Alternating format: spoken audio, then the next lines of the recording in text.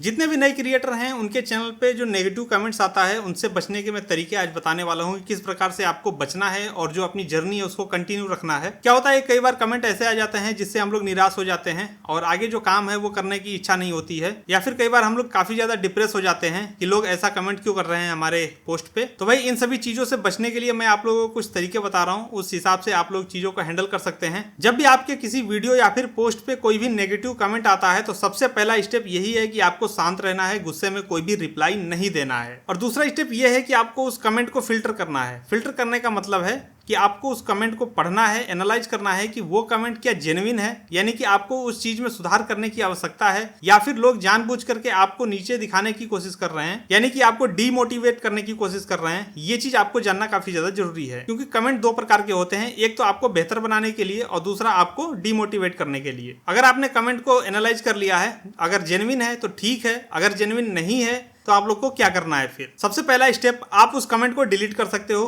कोई भी दिक्कत नहीं होने वाली है। वहां पे आपको फीचर्स मिलते हैं कमेंट को डिलीट करने के लिए। दूसरा, आप उस पर्सन को ब्लॉक कर सकते हैं। अगर वो पर्सन आपको रोज रोज परेशान कर रहा है, हर एक पोस्ट में आपको नेगेटिव कमेंट देखने को मिल रहे हैं सेम पर्सन के, तो आप उस पर्सन को भी ब्लॉक कर सकते हैं। और तीसरा स्टेप ये है कि सोशल मीडिया प्लेटफॉर्म पे आपको प्राइवेसी सेटिंग देखने को मिल जाती है, जो कि आप लोग चेंज कर सकते हो कि कुछ अगर स्पेसिफिक कमेंट आ रहा है तो उसको आप लोग ब्लॉक कर सकते हो, यानी कि जैसे ही सेम कमेंट अगला कोई व्यक्ति करता है तो वो हमेशा के लिए ब्लॉक हो जाएगा, वो कमेंट आपको देखने को नहीं मिलेगा वहां कमेंट सेक्शन में। तो ये सब आपको करना है अगर कमेंट नेगेटिव है पूरी तरीके से। तो अगर जो कमेंट है वो आपके फेवर में है, यानी कि वो अगला व्यक्ति चाहता है कि आप अपने वीडियोस में सुधार करो, तो वहां पर आप क्या कर सकते हो। सबसे पहले आप उसको पोलाइटली रिप्लाई करो। अगर आपसे गलती हुई है तो उसको आप एक्सेप्ट करो कि हाँ मुझसे गलती हुई है, अगली बार से आप ध्यान रखोगे। अगर वहां पर कोई और भी समस्या आ रही है तो आप लोग उसे पोलाइटली कमेंट में रिप्लाई कर सकते हो कि भाई ऐसा कुछ हुआ था जिसकी वजह से मुझे ऐसा कुछ करना पड़ा था। जैसे कि मैं अपना इंसिडेंट बताऊं तो पिछले कई वीडियोस में आप लोगों ने देखा होगा कि कलर ग्रेडिंग में थोड़ा सा दिक्कत आया था, तो कई भाइयों ने भी सजेस्ट किया था कि कलर ग्रेडिंग थोड़ा सा अच्छा करने के लिए।